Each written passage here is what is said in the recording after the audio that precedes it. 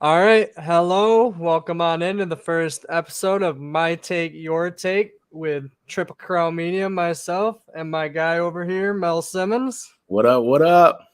We're going to be bringing you guys the best of the Mets every week, once a week, and giving you our best insight that we can to the best of our abilities. What do you want to go through first? Man, just want to say I'm excited to be here, man. I love the Mets. I'm sure people watching, they love the Mets. Y'all know what time it is, man. I'm trying to see what we're going to do this year. Hopefully we bring out a banger. It's been a pretty long drought in the championship department for us Mets. So, we all want the same thing. The Mets want the same thing. And I'm excited to do this podcast with you, bro. We're going to talk about some good things. And just bring that vibe and that energy for our fellow Met fans. So Yes, sir. Hopefully, a lot more good than bad. Hopefully, it's a lot better, smoother sailing like it was this past year up until the end, rather than, the past 20, 30, 40 years prior. yeah, man, you're not lying. Actually, we I follow like a lot of Mets pages. There's a lot of negativity, a lot of hurt for the way the season ended last season. And like it's hard for Met fans of old or that been following this team for a long time to like truly like get it and buy in that this is a different team with new ownership, with new managers, and they really want to build a contending team. They got a win now mode right now, but they also been holding on to the prospects. Our prospect system is moving up in the ranks. So like I get it, Met fans, but this truly is a different team, different ownership, and we just got to see how this thing continues to progress as we move forward throughout the next couple seasons. But the Mets are for real, and that's what people gotta come to grips with. It's not the same old ownership. They're spending the money. They're bringing in people that's been winners before that won World Series. So the Mets want to win. So it's gonna be more good than bad, is what I'm getting at. Yeah, no, definitely. I definitely think it's gonna be more good than bad. I'm excited. This new owner is definitely proving over and over again already within the first actual 3 weeks of the off season. I'd say it's been like it starts right after the World Series, but it's only really things have only really been happening for the past 3 weeks, and the past two he has made splash after splash after splash, and I can't say he's made one decision so far that I'm not in approval of. The JV replacement, my initial reaction, I wasn't a fan just because I was still butthurt about DeGrom leaving, not gonna Right, lie. But right. after I got over the initial just shock of him leaving and just realized what it was and, accepted that JV is fully capable of giving us a better season than DeGrom has given us in 3 years, just because he hasn't pitched in almost 3 years. So, I mean, yeah, I think this team with what we have right now, if Alvarez, especially if he can step up, and Alvarez, Beatty, and maybe Mark Vientos, you never know. I've heard a lot of mixed things on him, especially defensively. I've heard from somebody like watching him play defense that it looks like he's never taken a pop fly before in the outfield. Like it looks like this man was playing t-ball, not being able to take a ball out there. Right. I also don't think that the offseason is even close to over. I think we're gonna get a DH at least. I think we're gonna make some trades. McCann's probably not gonna be on the team opening day. I wouldn't expect. You think we're gonna carry three catchers if we want to develop Alvarez? And I don't think we're getting rid of Nito. I think McCann it may stay because he has a relationship with both Max and JV. Yeah, he So was on he may Detroit. He was on stay. Detroit. And I know McCann gets a lot of flack, and a lot of it's deserved. I mean, he was atrocious at the plate for just about 2 years now. So, but he is really good defensively. It's been a long time since the Mets had, catchers that's throwing guys out, that's stealing on us. You know what I mean? It was open season a couple seasons ago on running on the Mets. Everybody was running on us, steal after steal. You get on base and you going for second. Now with McCann and Nito back there, you see people a little bit hesitant to steal. I think McCann stays for his defense, and he stays because he has a relationship with Max and Verlander. As far as like Verlander being a replacement, to me, like at first I was like, man, now we got 2 40-year-old pitchers. We're paying the most money. That's exactly how I was going through the motions. It was like, okay, but Verlander won the Cy Young last season, and from my understanding, he pitched 25 games. So he pitched 25 games, won the Cy Young. If he just pitches 25 games for the Mets, that's a win. We won 101 games last season with Max missing 15 games. DeGrom only started 11. So, with us winning 101 games with our 2 aces missing that many is really like just a testament to how well the team was constructed. I know people were a little salty about how it ended. Justifiably, I was a little salty too and hurt that the offense kind of like went down. It was so sad too. Like right after Oakland was the death sentence. Yeah. That kind of did the Mets in. And when we got swept by Chicago, actually in Chicago, that's what it was. Yeah, right? No, was it at home? I think it was at home where we lost to Chicago. We got swept. Yeah, we got swept by the Cubs at home. Yeah, I mean they owed us one. Yeah, and then we swept them out the building on the way to the World Series in 2015. So they owed us. Oh, yeah. Then they won the World Series the next year, though. That's true. But they owed the Mets. I mean, I think Verlander is a good pickup. He starts 25 games. We get Max to give us 20 to 25. Yeah.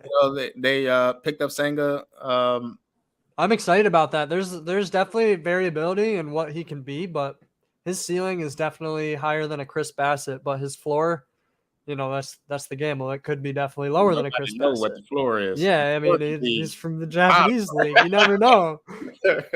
You know what I mean? Because they say, he's thrown more innings than Bassett. Have you seen that? Yeah. He's thrown more innings than Bassett. He's like 4 years younger. Yeah, they said he threw 154 last season or something like that. 150 plus innings. He threw a lot. Yeah, but I mean, I try to keep my expectations, I don't want to say low, because, I've been a Mets fan for a long time, but I try to keep my expectations realistic. If he can just be a solid number 3, number 4 pitcher and give us 20, 25 outings, I'm good with that. If he's just solid, you know what I mean? 3.0, 3.5 ERA, winning 12, 15 games, that'd be solid. Yeah, and even Quintana, it might end up being that Quintana steps into that 3 spot and Senga slides into the 4 just because Senga isn't ready in this first year. But there's also the opposite that could happen, and he's more than ready, and that ghost ball just goes by every single hitter this year, and it is kind of like a Tanaka type of thing where the first year he's in the league, he's amazing, and then people start to figure it out a little bit. Right.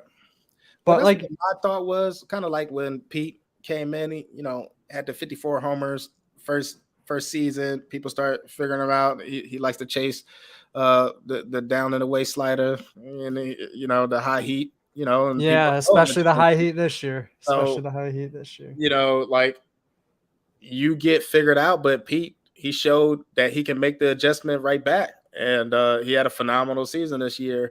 So, if that does happen with Senga, he comes in and he's just throwing it and he's untouchable because they haven't seen this pitch before.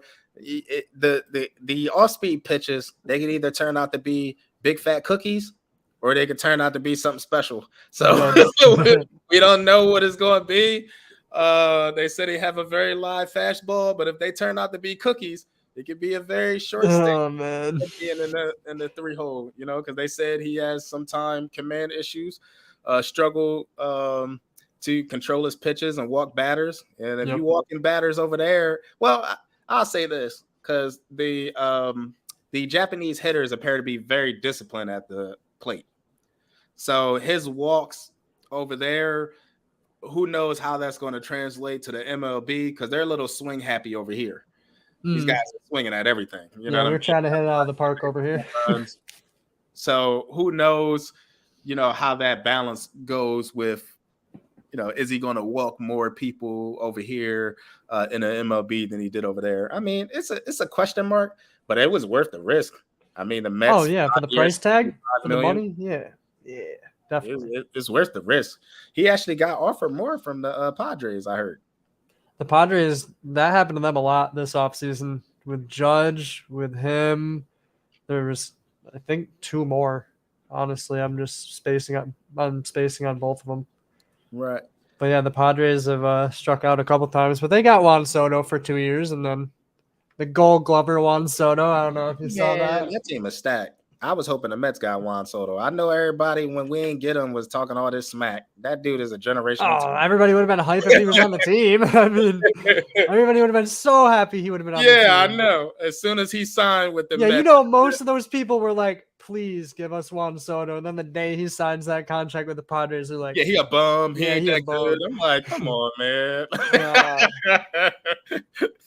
Hey, he's a free. That's the plan possibly because Ohtani's a free agent next year, and then if we don't get Ohtani, everybody says that the plan is to get Juan Soto the year after. If they're all in on Ohtani, I think they get him. Oh yeah, I think so too. I don't know how much it actually will correlate to them getting Ohtani, but Senga might be a piece in getting Ohtani.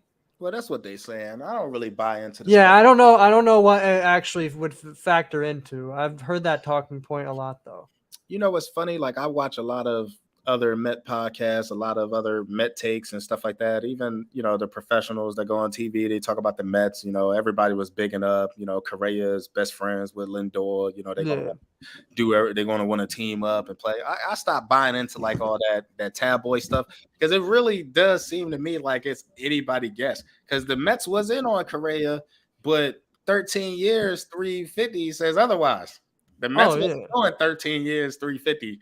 So, no matter how much you want, there's always a team willing to get, I don't want to say desperate, but that was a crazy contract to me. I couldn't believe he got it, especially with his injury history that they gave him 13 years. I mean, this is just I don't think I've ever saw a free agency that's been like this one.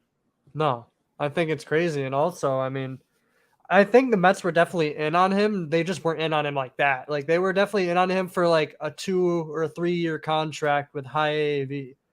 They would have gave him. They would have gave him 5-6. They gave him 5-6 years. Just not, dude. 13, right? It was 13 years. Oh my goodness. Yeah, he probably could have got like maybe a 7-year, 220 from the Mets or something, somewhere around there. They would have paid him. He'd have made some money. They would have paid him. They definitely would have paid him. Paid him 20-25 million a year. But like you 13 years, 350. I mean, he probably couldn't sign it fast enough. That's the same thing I thought with the Lindor contract. I'm like 10 years, 341. Lindor is like signing the papers instantly on the contract. You know what I mean? That and the New Balance contract probably. Both. Let me ask you this, man. Like, I don't want to sidetrack or the whole pitching thing, but like you listen to like DeGrom, like he's saying, oh, I want to go to a team that wants to win. I'm not hating on DeGrom. DeGrom, he should go to the Hall of Fame, right? You listen to Robeson, who we just got. He just went to the World Series with the Phillies. He comes to the Mets and he's like, I just want to play for a team that wants to win a championship. I'm like, you were on a team that wanted to play. Like, are they not allowed to say nothing else? Like, these guys say the same thing in every interview. Like, no matter who goes to what team, they all say if the team not close to winning a championship, oh man, I just came here. That's why I like Brandon Nimmo. Brandon Nimmo's like, I love this place. They treat me very well. Like, besides the fact that they want to win a World Series, he's like, they treat me like a family. But I very much agree with you because half the time it's just I came here for the money. Instead of the Rangers won 68 games last year, man. You're coming here for their vision. Come on. Like, come on, bro. That's what I'm saying. I'm like, come on, Robeson. The Phillies went to the World Series and you said all right, I'm going to the Mets because they want to win a World Series. Like the Phillies, they might go back to back to the World Series. With how they are now, yeah. They still pitching is still big because you saw Wheeler down the stretch. I don't know if that's something that's going to linger or if it's just something in regards to like he's going to have to get used to pitching that many innings in the season. He'd be fine. But he's nasty. He's the one that got away. Yeah, he'll be fine. At the end of the day, like I just find it interesting. Like all these players say the same thing. Like I get tired. Like it was refreshing to hear Nemo say something else. It's just like, yo, man, I get it, man. But just be honest. Like, yo, them dudes offered me $13,350,000. That's why I'm here. Yeah. So, since I'm here, I'm gonna help the Giants win a World Series. Or DeGrom, they offered me 5 years, $185 million. That's why I'm here. But while I'm here, they're gonna get the best version of DeGrom. I'm gonna try to help them with their plan of winning a World Series. Like, I wish there was a little bit more honesty, yo. These guys sound like robots to me sometimes. Like, they all say the same exact thing. Every interview just sounds like the last interview. You know what I mean? Yeah. It's interesting, man. I just wanted to bring that up. As far as like the full pitching rotation, like, what's your thoughts? Like, I get tired of hearing the same old thing, right? They always bigging up the Mets starting pitchers. Oh, they can have the best starting rotation. I read one report that said the Mets got the best starting rotation ever. I'm like, yo, pump the brakes. You know what I mean? Like, let's slow up a little bit. Yeah, okay. I don't even know. I don't know who actually. Like, one, we've never even seen Senga pitch in a major league setting. So how can we even say that? Two, Carrasco might not even be on the team opening day. So right. We don't. Two of our 5 are complete unknowns going into the season. Right. Carrasco, if he's on the team, we know what he's going to be. Probably he's probably going to be around a 4, maybe a 3.7 ERA. You know, right? Probably somewhere around there. You might get 350 with Carrasco. He did win. What? How many games he won last year? He won a lot. He won like 17, 15 games. Yeah. He had the most wins on the team, I think, or second. He was most all year until the very end. Listen. At the end of the day, like, I'm not in on the starting pitchers as much as most people keep talking about it. One, the starting pitchers, they go on like 5 innings, 6 innings. Like, you can literally have, you obviously don't want scrub pitchers that get blown up, right? But if you have a pitchers that they give you they between 3 and 3.5 ERA, and you have an elite bullpen, and you can score some runs, you still good. Like, to me, like, I feel like that gone are the days Randy Johnson go out there and pitch 130, 150 pitches and throw all 9. You know what I mean? If it was like that, then I'd be like, all right, we got Verlander. He gonna pitch. I wish it was. I miss when complete games were a thing. Yeah, you know what I mean? So, like, to me, it's just like, all right, it's important because you can't have scrubs, because we've seen the teams with bad starting pitchers. You get to the bullpen too early, you're behind early, and you're just trying to play catch up all the time. But if you don't have bad starting pitchers and they're respectable and you can score runs, that's kind of what the Phillies did. Other than, Wheeler, do they have Verlander, DeGrom type pitchers other than him? I wouldn't say so. That's also kind of what we did too, in a sense. Obviously we have actually, it was kind of similar. Two-headed monsters, you know. They had Nola and Wheeler. We had last year DeGrom and Scherzer, not for the whole year, of course, but it's not, obviously it wasn't the same. They definitely had a little bit of a talent discrepancy compared to us. Right, we were supposed to have the best starting rotation in the league. Yeah, that's what the Mets was supposed to. Really, it's the Astros. Oh, dude, their bullpen too. Like, their bullpen is nasty. That Framber Valdez dude. Oh my God, that guy's nuts. One sidetrack thing too I got real quick. What did you think about Buck Showalter and that whole thing with Joe Musgrove in the Padres series? To be honest, he might have been greasing, but if you ain't cheating, you ain't trying to win. That's my thought. At the end of the day, and then the people hating on Buck for asking, it's like, nah, like, just listen. He asked, it didn't get found. He might have been greasy, he might not have. Now, they talked about his spin rate being up like ridiculous, like, and he did have the Mets looking pretty silly out there. So you see them ears, bro? Did you see those ears? Now the ears look crazy, but I'm just saying, like, he had the Mets looking crazy, but Oh did yeah, he have the Mets looking crazy because they was choking or they wasn't ready for the playoffs, or both. did All he the have above. them? All the above. Yeah, that's what I'm saying. So it's All just the like, above. look, man, listen, when the Astros won the World Series and they saying they was beating on the trash cans or whatever, I said, well, maybe the Mets need to do that because we ain't won a championship since '86. Do what you got to do to win. I'm like, it is what it is. If you ain't cheating, you ain't trying. That's just my opinion. I think they all try to get away with certain stuff. They all try to steal signs, okay, which is why they went to the pitch com. So at the end of the day, they all trying to get the advantage, all of them. So to me, I mean, I don't think the Musgrove thing did the Mets in. I think what did the Mets in, Marte got hurt. He wasn't the same when he came back, and the Mets really the Mets really underestimated that DH position.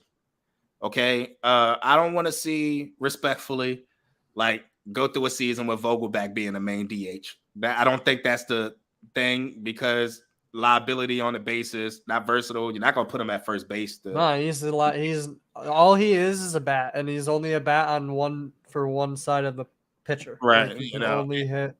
Yeah, only hit righties. And what at best you're gonna get 240 from him. Like, that's not who I want as a DH.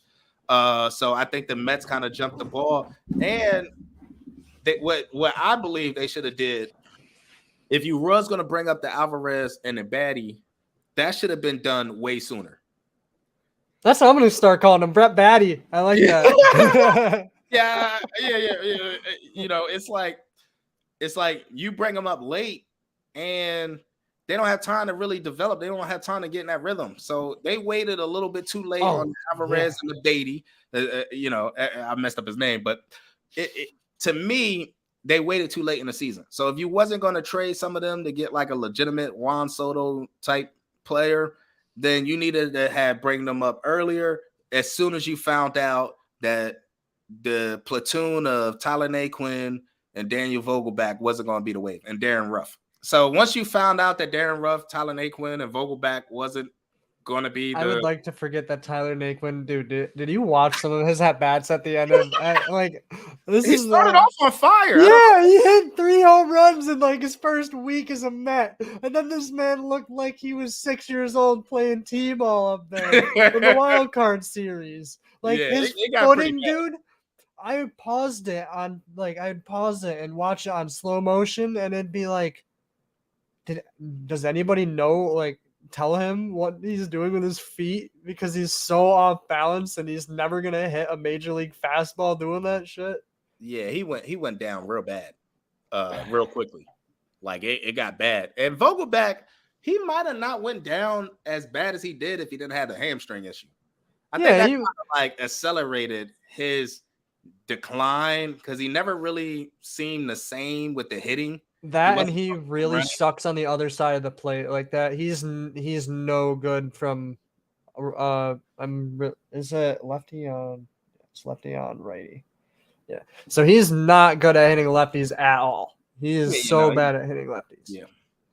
But I mean, once he kind of got injured, I kind of feel like it took him out of his game. He also let a lot of cookies pass by for some reason. They say, he got a lot of plate discipline, but yeah, he got two, and it's right down the middle too with some of them. He take pitches that are right down the pipe, and it's like, dude, we know you're trying to extend at bats, but we also gotta make them competitive at bats. You can't just be taking their cookies, like you said, when you should be just mashing them out of the yard. Yeah, that's what you're here for. Some of the pitches he was getting caught looking at, I'm like, he can't be the DH if he gonna get caught. Yeah. If you a designated hitter, that's what you are. You're a designated hitter. That means you here to hit. Yeah, that's all you're here for. So hit, bro. Holy hell. You know what I mean? Like, just get on first base. You know what I mean? If you can't stretch out a double, whatever, you here to hit. And you here to hit with some power. That's what we brought you here for. You can't be getting caught looking at stuff. That's just my opinion. Honestly, that's like a bench player for me, Vogelback. Like, if you're trying to compete with this Phillies, Padres, Braves lineups, like, he can't be that can't be your DH, because the other lineups, man, they dangerous.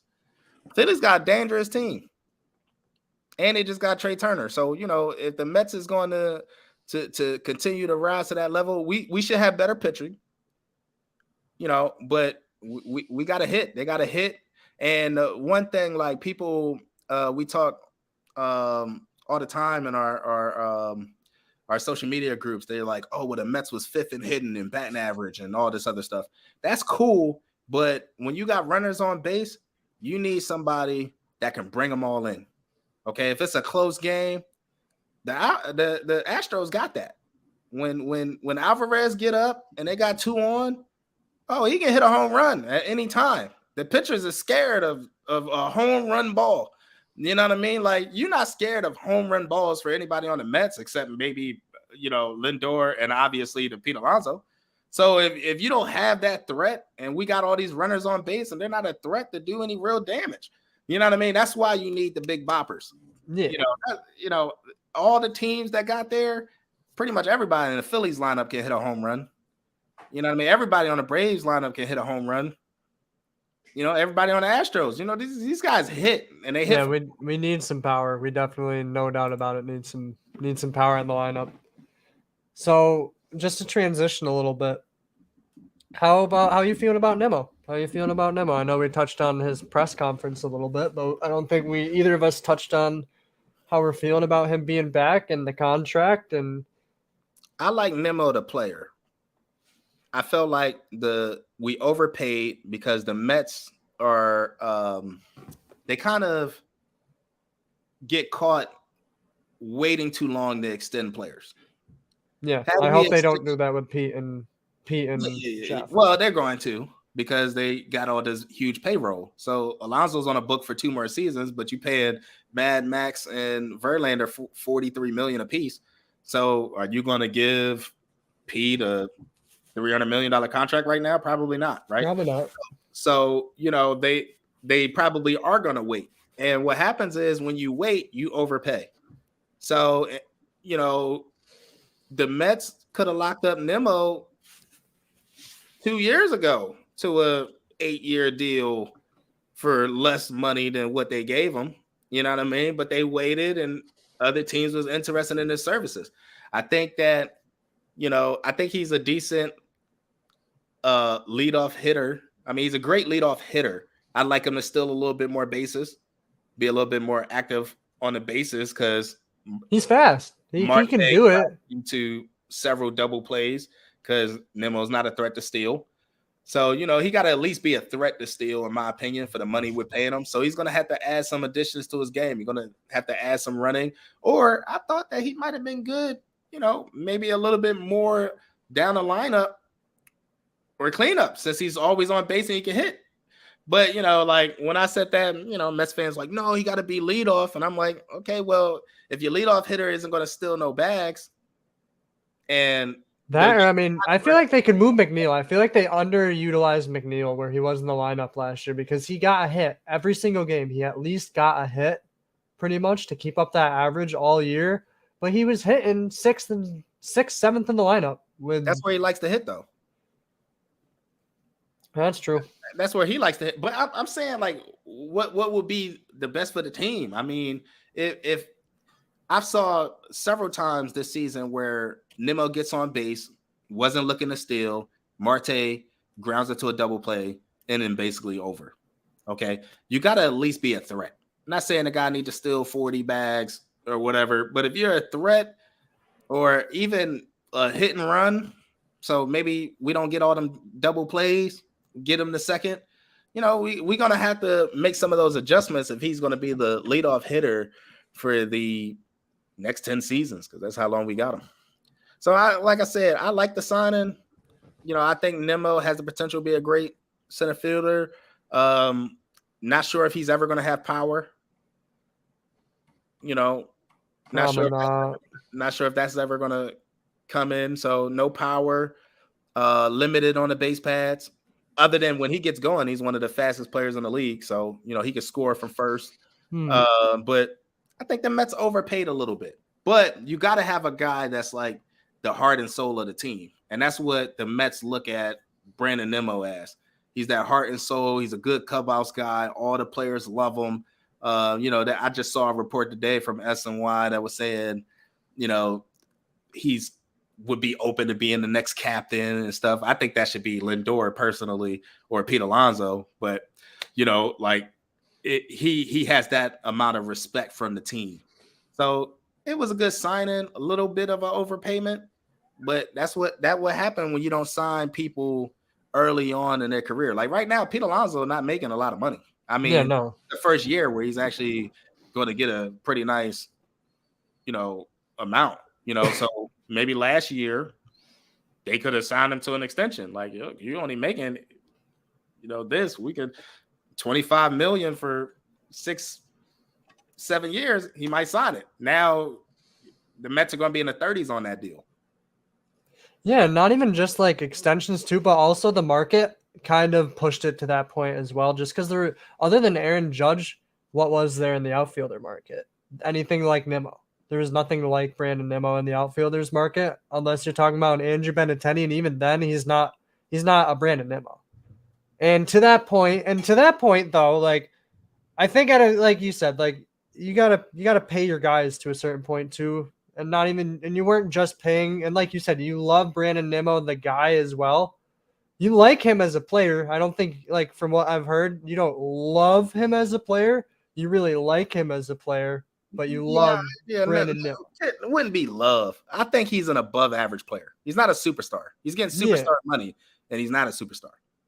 So, I mean, I don't see how people keep talking about this F war. I think we getting too much into the statistics. Yeah, sometimes you can get far analytically driven to a certain point, and then it starts to get a little, just like in basketball, how they talk about Raptor, and I think that stuff's so stupid. Oh, yeah, just a disclaimer. I know how you said earlier you're a Giants, Knicks. Yeah, Giants, Knicks, Mets, baby.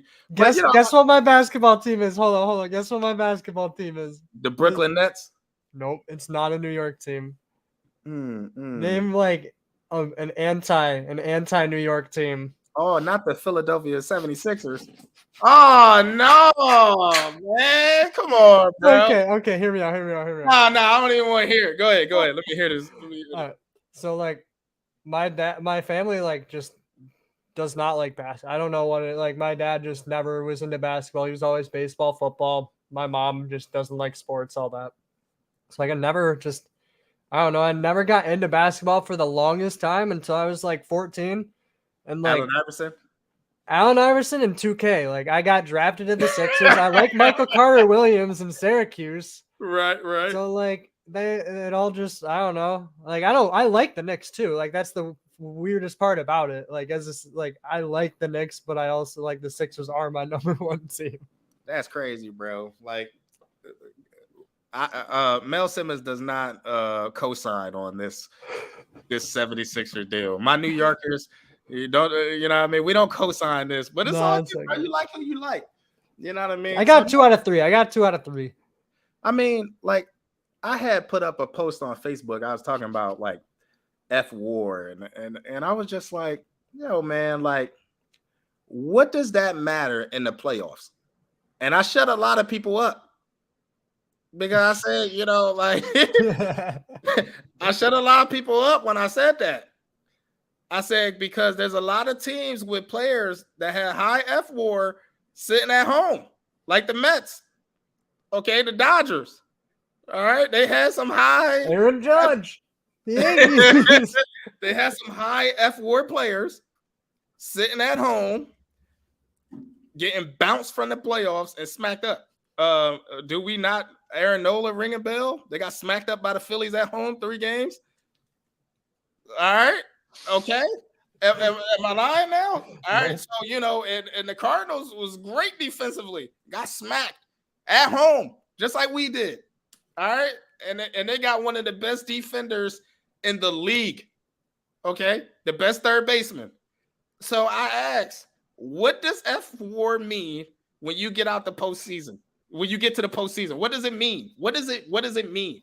Just another stat on the stat sheet, just like your regular season batting average and just like how many home runs you hit during the regular season. That's why I like the Aaron Judge signing is a little funny to me. He has one season, which, by the way, I don't know if you've seen any of those reports.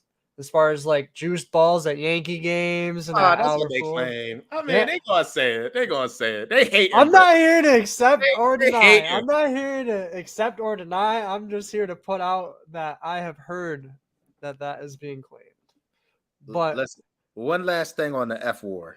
That's like this really like concerns me. Like, all right, like it doesn't take into contribute. Like, how many fielding assists did Brandon Nimmo have last season? And I'm not a Brandon Nimmo hater, okay?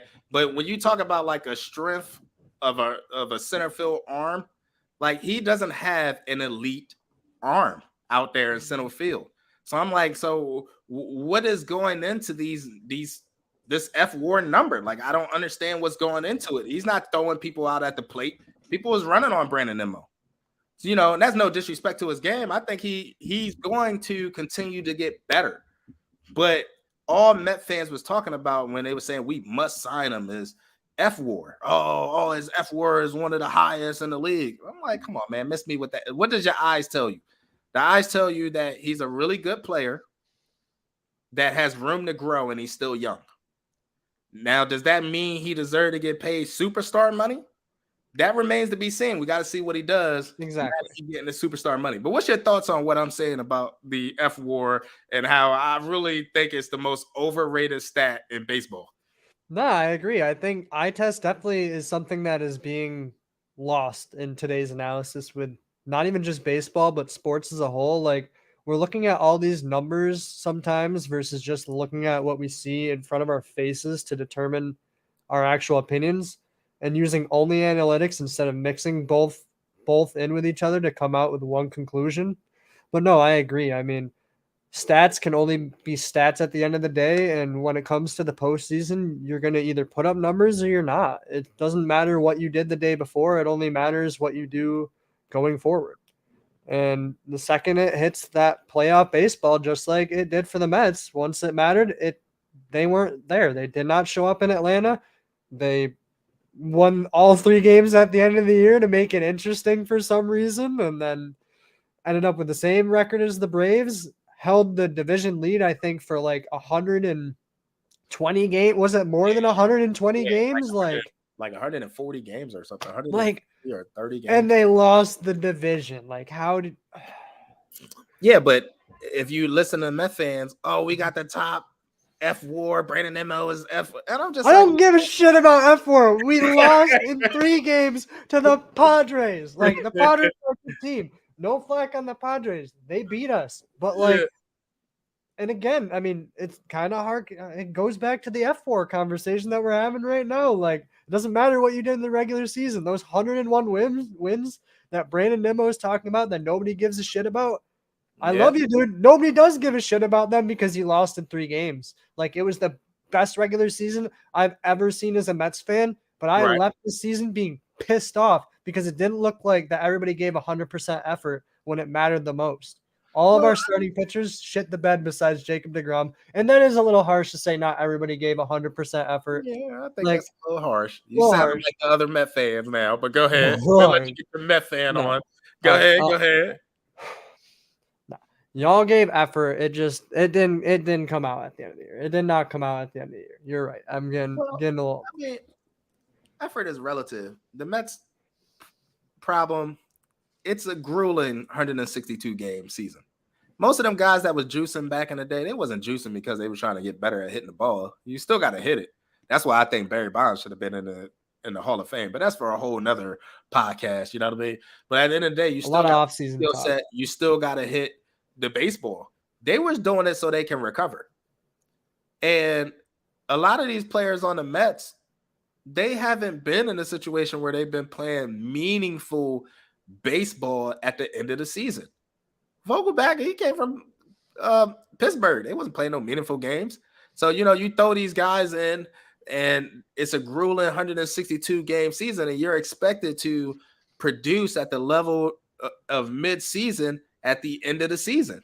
And there's only the teams that have been there before, like the Astros, teams that got guys that have that pedigree of playing that many games, of being in full swing at the end of the season, it's a really grueling season. To me, the Mets look tired. Yeah, and that's honestly what was just that you're talking it out with me, like, yeah, they, instead of lack of effort, it just looked like they were gassed. It looked like they spent the last 2 months of the season, not even the last 3 months of the season, trying to fight off the Braves, and it just came down to, I mean, same with the Braves. I mean, they both just beat each other up all the way to the end, and even with the Mets beating the Phillies, I think the Mets beat the Phillies, lost 3 games to the Phillies all year.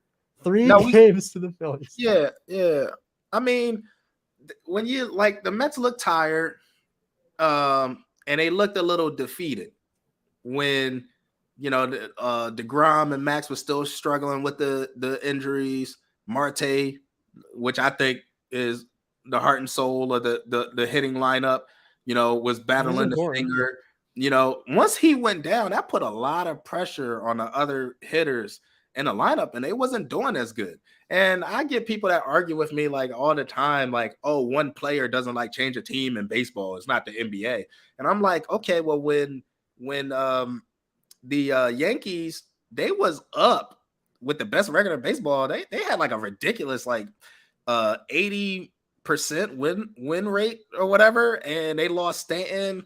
And then they had another injury. Once Stanton went out, and they were like, well, Stanton wasn't even having that good of a year. I'm like, it don't matter. You got to respect him. So you need people in the lineup that need to be respected. It doesn't matter if he's not blowing it out the park. When Giancarlo Stanton gets up there, he is a threat to hit a home run every single time he's in the box. And when you have people like that in your lineup, the others, they get better pitching. So, and that's why Pete sometimes got the shit out of the stick, because he's got nobody hitting behind him. He's got Vogelback, or not even Vogelback, non-hitting JD Davis or Darren Ruff or Tyler Naquin behind him. Yeah. And he's setting them up to either get intentionally walked, and then you got them up to bat, or then he just has them harder at bat. Right. And you got a guy like Stanton behind him. He got to be respected. You need people that got to be respected. Like, you can say what you want about, Giancarlo, but when he gets up to bat, first of all, he is a city field killer. He's always been a city field killer. I can't stand him. But when he gets up to bat, he's a threat. You need threats. And once the Yankees got him back, they started winning again. Once they got, I think they lost who was the other one they lost for? They lost a bunch. They lost DJ LeMahieu. They lost Andrew Benintendi. They lost Matt Carpenter. Yeah, they got. I mean, the thing with the Yankees, they played not extremely over their heads, but they were definitely playing slightly above what they actually were in the beginning of this season. But then they got really hurt, and then, dude, do you remember either Yankees Twitter or Yankees people on YouTube? Fire, boom. They want to boom fire. They just wanted the rest. They wanted the team blown up after the team was on a record pace in the beginning of the year. They were gonna win 120 games or something. They were on pace to win, and they're blow up the team because they lost. They lost at one point. They had lost 22 out of 26 games. Hey, dude, do you watch Bad Dog? I forget if I asked you that. You watch it? Yeah. I watch Bad Dog. No, Bad Dog. Bad Dog on YouTube? With a no. I thought you was talking about the other guy that be on ESPN. Oh no, this dude's on. You should check him out. He's on YouTube. What up, Bad Dog? If you see this, he's a Giants fan and a Yankees fan. Okay, got you. So I watch him for all his Giants stuff, but I like him enough, so I watch his Yankees stuff too, because I like to see Yankees fans rage. Yo, listen, man, this stuff be irritating you sometimes, because it's just yo, when is the Mets gonna this is the first time I can honestly say that going into a season I have some expectations. It's been a long time since I'd be go Mets. Oh, the Mets could actually compete for a World Series this year, the year after. They might not win. The year after that, and the year after that. Yeah, it's so great. We don't have to ever feel again wow, we have an $80 million payroll in the biggest market in the country. Listen, that's another thing. Before we wrap up, we gotta have a podcast on this payroll stuff, because if you look up the last 10 World Series teams, none of them except 2 had a top 5 payroll. Really? Okay. Payrolls do not equals No, championship. no, definitely not. I mean, the Dodgers are the epitome of that. No, the Dodgers paid for their 2020 COVID championship, and they're still paying for it because they got a lot of money out there. So no, the Dodgers was one of those teams that was in the top 5 of payrolls. Mm-hmm. Okay, the Astros, they don't be paying nobody. No, they just have a really good farm system. They just have all them kids like Jeremy Pena. Oh my God, where's our Jeremy Pena? Is that Alvarez? I hope so. Yeah, he wasn't Pena not making no money yet. I mean, and then what happened is if you ask the Astros for too much, like Correa, you ain't gonna be there. They're gonna find. You think the Astros will give Correa 13 years, $350? Hell no. So that's what I'm saying. So I don't I hear the Met fans, we finally spending money. To me, I think the money wasn't allocated correctly. And what I mean by that is, yes, you want the pitching. Okay. I want an elite bullpen. I want above average starting pitching. And I want hitters. I want people that get up to the plate and they're a threat to either get a double, triple, home run. I don't need no single guys. I don't need no bunters unless, we button to move runners over. I need a guy that can hit. All right. A guy that can come in for the Mets and hit. And I'm not really sold on Trey Mancini and some of these other guys and Benintendi. I'm not really sold on them. I need where they be finding these where they find Alvarez at? We need somebody where they find that Pena do that. We need some of them sprinkling in on the Met. You gotta find some people that can hit, bro. And that's what I feel like we kind of I don't want to say dropping the ball on, but we'll see. The Mets is banking on the old adage that good pitching can beat elite hitting. Okay. But then you got teams that got both, like the Astros and the Phillies. And you got to keep up with those kind of quality teams if you really think you got a legitimate chance to win a World Series. The Mets is putting all their chips on the table for 2023-2024 season. They got 2 old Cy Young pitchers that are Hall of Famers. And if they don't win in the next 2 years, what was the point of giving them those huge contracts? Well, if they don't win in the next 2 years, guess what they're gonna do? They're gonna do the same damn thing until he wins the World Series. I mean, I think that's the plan, though. I think the plan is to establish a good farm system, not only for pitching because pitching is so expensive, but for pitching and hitting, man. Like you said, we just don't. Besides Beatty, Alvarez, and honestly Ronnie Mauricio at this point, because Mauricio is having a really good season in the Winter League in the Dominican right now. Yeah. But now see, that's the kind of guy that can come in and hit with some power. See, he's got a man body.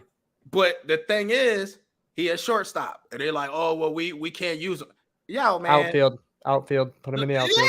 Yeah, left field. I'm not. Really Mark Canna is not like the solidified left fielder. Dude hits 250 for no power on a good day. Like I don't want. I'm not sold on the Mark Canna being. To me, the Mets' weak spots is DH and left field and third base. I'm not sold on Escobar. Now, Escobar would be great for a bench and maybe a DH. Yeah, exactly. He's a switch hitter, okay? And I think the end of the season, Escobar, he might be able to do that over an extended period. I like that version of Escobar. That end of the season one, the fire, the energy. Yeah, that was awesome. Like you can bring him in. Like, hey man, you might have to try your luck throwing Marciano out there in left field because I'm not sold on the Mark Cannas of the world. I'm not sold on the Brett Beatty. His defensive liability. Yeah. His bat. He showed promise in his bat, but he didn't. His defense. No. Not sold on the defense, bro. You can't throw him out there on third base with him botching double play balls. He did that multiple times last season. Like I'm not sold on Brett Beatty. I'm not sold on Escobar as the everyday DH. I'm not sold. Like I like Luis Guillorbe as like a a bench platoon guy. He's a good guy to have in the mix, but I'm not sold on him being an everyday starting second baseman. So at the end of the day, that's some holes to fill for the Mets if they are going to compete with the Padres, the Phillies, the Braves to get into the World Series, because it's gone through these 4 teams: the Mets, the Braves, the Phillies, and the Padres. Those are the major players next season that I believe have a legitimate chance of going to the World Series. And speaking of that, what are the Dodgers doing? Like, have the Dodgers signed a player this offseason besides washed up Noah Syndergaard? No, but the Dodgers, they got a good team, man. Oh, yeah. I mean, they teams. You got a solid point. They did just win 100 and they won 114 games. Who am I? Yeah, so I mean, do they really need you won 140 games? I mean 114 games last season. Are you gonna be breaking your neck to bring in more players in here? No, you're gonna go to the locker room and you're gonna be like, yo, man, like y'all guys won 113 games last season. Like, I need y'all to do more. Like, I need y'all to produce in the playoffs. Like, we got a huge payroll. You know what I mean? We still got Mookie Betts on here, who I think is one of the best players in the league. Like, that team is still loaded. Don't get it I take back what I said. Okay, the Dodgers is a legitimate threat to go to the World Series too. Okay, so really there's 6 teams that probably have a legitimate chance, because I think the Cardinals is really good. Okay, but they're like an outside shot of doing anything special. Yeah. But the Dodgers got to be in there. So I'm not going to disrespect the Dodgers by saying I think that the Phillies and the Padres are going to have the best lineups. Okay, and behind them is going to be the Braves, the Dodgers, and the Mets is 5th in that lineup. That's a little concerning to me. Where are you ranking the Mets as far as a lineup? Their lineup don't compete with the Phillies lineup. It's not even close. See, the bottom half, like the Phillies have a good lineup, but like the bottom 3 for the Phillies aren't anything amazing. And it's not the Mets. They're better than the Mets in the hitting department, but I don't think by a whole lot. I think the margins are a little bit thinner than that, just because 1 through 6, the Mets are pretty strong, right? Would you say so? Like, without a DH right now, 1 through 6? No, not really. No, I wouldn't say Nimmo getting on base, Marte, right? Lindor, Pete, but no power. Yeah, so and that's why we need a DH with power. Like, that's a bit like we just need a 5-hole. We need a 5-hole. So you need power. The Phillies got Trey Turner, Nick Castellanos. I know he had a little bit of a down season this year, but that guy's legit. They got Harper. I mean, dudes got hitters, bro. Well, yeah, they got okay. Power, bro. If we're just talking about power right now, in comparison, yeah, they got so much more power than the Mets. Their lineup is better than the Mets, and I'm just talking about if you averaged out power, contact, and everything, because the Phillies were also one of the highest teams in swinging and missing. I'm pretty sure last year, like the Braves. But you can get away with the swinging and missing when you got people that at any time. And that's what happened to the Mets too, because they couldn't get that power at the end of the day. They just did not get the power when it mattered most. Like that Braves series, we had so many people on base and no power to bring them home. We just imagine string together hits. Just imagine if that's Harper coming up with 3 on, and he hits a home run, or he hits a double. I hate that I like him. I hate that I like Bryce Harper. He's hitting. You gotta hit with power. You gotta bring guys in, bro. So at the end of the day, like, if I'm being like honest, and I want to be honest with our fellow Met fans, their lineup is better. Okay, the Braves lineup is better. Them guys hit for power. They hit the most home runs in the league last season. Their lineup's nuts. Hitting, bro. Their lineup is nuts. Okay, so like it for us to for a title, they're banking heavily on starting pitcher, having the best closer in baseball, which I still think Diaz is going to do exactly what he did this season, next season. Okay, that's what the Mets is banking on. But who's going to be the guy to bring them all in, other than Pete Alonso and Lindor? Is it going to be our guy turning it up in the Ronnie Mauricio? Yeah, is it going to be him? Is it going to be Alvarez? Yeah, let's go Alvarez. It's going to have to be somebody, is what I'm saying. And I think if I'm the Mets, I'm going into the season putting that dude at DH or Alvarez at DH, but somebody on this team is going to be backing up Pete with some power. And somebody, we're going to iron this out. We're going to have some power on this team. So, at the end of the day, I think the Mets rank like 14th in home runs. That ain't good enough. No. Not good enough, bro. So how can we compare ourselves to the San Diegos and the Braves and the Phillies, and we so down in the middle of the pack with the power? Like, to me, that's my only concern about next season. You got any other concerns other than the power? I'd say, concerns. Yeah, just a lot of the unknowns. I think a lot of what we've touched on, not just the hitting, but in the pitching, like with Senga and possibly with Quintana just coming off of his best season he's ever had. So you never know with that type of thing. It could just swing back down. But that's just, if I'm looking at things pessimistically, I guess that's what I would point out. But like, yeah, just things being the unknown. But like you said, not having power in this lineup at the end of the day is something that's going to come back to bite us in the ass at the end of the day. Yeah, because the power didn't increase. Where the power coming from? Where the power? If they don't promote these young guys, and real quick before we close up, I don't understand it. Everybody else call these guys up, and they just be dominating. Yeah, Philly, right. The Braves called that Harris kid up, and not Von Grisham. Well, it was Harris and who else? Oh yeah, Grissom. Yeah, they called them 2 kids up, and they just dominating, bro. I'm like, yo, what are we doing? Didn't they pay one of them too? Did they pay both of them? Yeah, they extended them. Oh my god, that's what we need to do. Like if Alvarez hits 20 to 30 home runs this year, gotta sign him immediately. He's making no money. What? Sign him. He's 20. He's 2 years younger than me, dude. Well, actually, we got time on Alvarez, but I would say 2 to 3 years before his rookie deal is done, extend him. You don't gotta extend him right now. If he hits 20, who cares? Like the Astros don't be extending. They took a minute before they paid Altuve.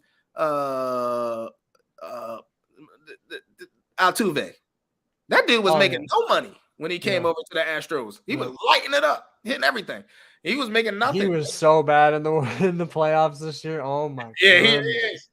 Hey, listen. They won the ring. They won the ring. He's got another one. Facts. But like it's like, I don't agree with paying too early. But what I have a problem with is we sometimes pay too late. Oh yeah. Hey, Brandon Nimmo was a too late deal. He shouldn't have hit free agency. Okay. And we wouldn't have been paying him this kind of money.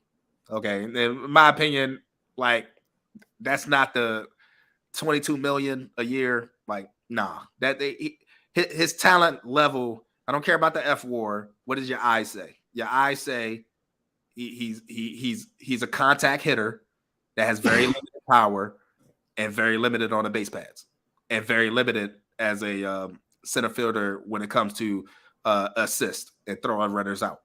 So, like you compare him to a Mookie Betts and there's not even a comparison. You know what I mean? Like the difference in the talent level there. So at the end of the day, like we waited too long. I'm fine with extending them, but they should have did this a year or two ago. If they knew they wanted to keep them on the books, and they probably could have got them like 8 years, 100 million. Mm-hmm. You know what I mean? So at the end of the day, like I don't know where the power is going to come from this team. I like your boy that you just talked about. I like Alvarez. We might have to see what Brett Beatty could do at third base. He got a summer to keep working on his fielding because he did kind of get a little bit better, where wasn't abysmal, but if his hitting can outweigh his deficiencies, I think we can live with it. It's kind of like if he can hit and he can hit well, it depends. Like, it's got to outweigh. It's got to outweigh. If he's really bad at third, it doesn't matter if he's hitting 275. Right. If he's a liability. Well, the thing is, they hit a lot of balls at third base. Yep. They hit a lot of balls over there. Now, I want to, like, when we do our next podcast, I want to talk about this shift. I think that's another thing Met fans ain't really considering when we talk about this lineup and how good it can be, even without power. Maybe because Maybe you're turning around a little bit because you. no, I'm not turning around. Power. I'm not turning around. But I'm curious to know what the viewers' thoughts is and what your thoughts are about the shift change rules to how they are allowed to shift. And does that allow the Mets to kind of do maybe like a 2015 Royals, how they beat us in the World Series and just were stringing together hit after hit and had elite, bullpen. And just came in, laid down the hammer and closed the games and just strung together those singles, doubles, triples. Does that change the rules? Does it make McNeil even that much more harder to He stop? can pull wherever he wants to pull. Like, there's no doubt about that. Right. Does it make Nemo, maybe his batting average goes to 300? Do we look differently at him if he hitting 300? Yeah, I look differently at him if he hit 300. You know what I mean?